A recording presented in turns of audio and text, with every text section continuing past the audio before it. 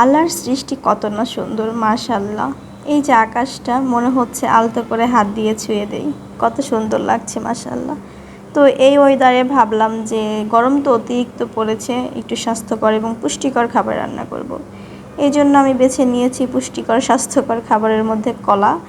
এই গরমে কলা কিন্তু পেটের জন্য অনেক উপকার এবং স্বাস্থ্যের জন্য খুব ভালো। তো এখানে আমি কলাটা সুন্দর করে আমি 2টা কলা কেটে নিয়েছিলাম। আর এখন আমি হলুদ আর লবণ দিয়ে একটু মেখে রাখতেছি। হলুদ দিয়ে লবণ দিয়ে মেখে রাখলে কিন্তু কলাটা কালো হয়ে যায় না। আর মাখতেছিলাম আর ভাবতেছিলাম যে মানে যুগটা কত আপডেট হয়ে গেছে।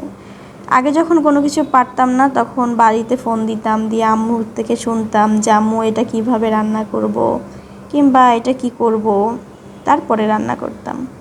আর এখন কোনো কিছু শুনতে হয় না, কাউকে জিজ্ঞাসা করতে হয় না, একদম ইউটিউবে সার্চ দিলেই সব কিছু দেখা যায়, সব কিছু জানা যায়। মাঝে মাঝে ভাবি আগে যে মানুষটা প্লেটের পানি ফেলে ভাত খাইতাম না, সে মানুষটা আজ কত কাজ শিখে গেছি।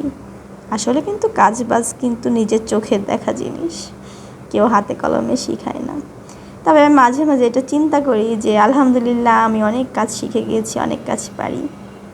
আমার আম্মু এখনও বলে যে আমি অনেক কাজ পারি, এবং আমার সামনে হয়তো অতটা বলে না, কিন্তু আমার বিপরীতে আমি বলতে শুনি যে বলে যে আমি অনেক কাজ শিখেছি এবং আমি অনেক সুন্দর কাজ করি, সুন্দর রান্না করি। তো আমার তখন অনেক ভালো লাগে।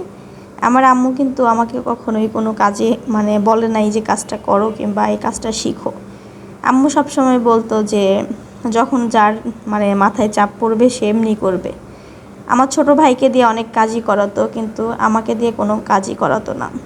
আমার আব্বু অনেক আদরের বড় করেছে। আমার আব্বু কি করতো, যদি আম্মু 2-1 কথা বলতো, আব্বু বলতো কি, আমাদের বাড়ির সামনে স্কুল ছিল, আব্বু বলতো যাও স্কুলের ফিল্ডে যায় বসে থাকো, কাজ শেষ হইলে এসো। তো যাক, কথা বলতে বলতে কিন্তু কলাটা কষানো শেষের দিকে। আর এরকম কলার ঝোল কিন্তু শরীরের জন্য অনেক উপকার। প্রত্যেকটি বাবা মাই প্রত্যেকটি সন্তানের জন্য একটা ভালোবাসার অন্যরকম একটা জায়গা। গরিব হোক, ধনী হোক, বড়লোক হোক, ছোটোলোক হোক, বাবা মাই তাদের সাথে কারোই তুলনা হয় না। আমি বিশেষ করে যখনই রান্না করতে যাই তখনই তাদের কথা আমার বেশি মনে পড়ে যায়।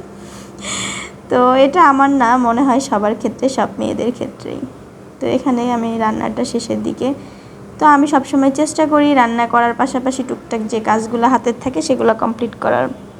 আর আলহামদুলিল্লাহ একটা জিনিস আমার খুব ভালো লাগে, আমার পরিবারের, আমার শ্বশুরবাড়ির সবাই আমার কাজকাম কিংবা আমার সব কিছু অনেক বেশি পছন্দ করে। এটাই আমার কাছে বেশি ভালো লাগার। আমি কারোর জন্য কখনো কাজ জমিয়ে রাখি না। আমার বাসায় বুয়া আছে, তারপরেও আমি কখনো তার জন্য কাজ ফেলে রাখি না যে সে এসে করবে। আমি যতটুকু পারি, আমার যতটুকু সম্ভব হয় ততটুকু করার চেষ্টা করি। এর জন্য আমার বাসায় খালাও অনেক অনেক গল্প করে যে আমি তাকে অনেক কি বলে আরাম দেই, এই সেই অনেক কিছু বলে।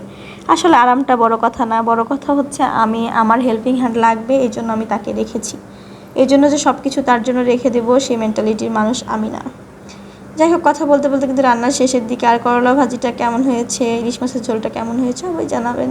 আজ এই পর্যন্তই, আল্লাহ হাফিজ।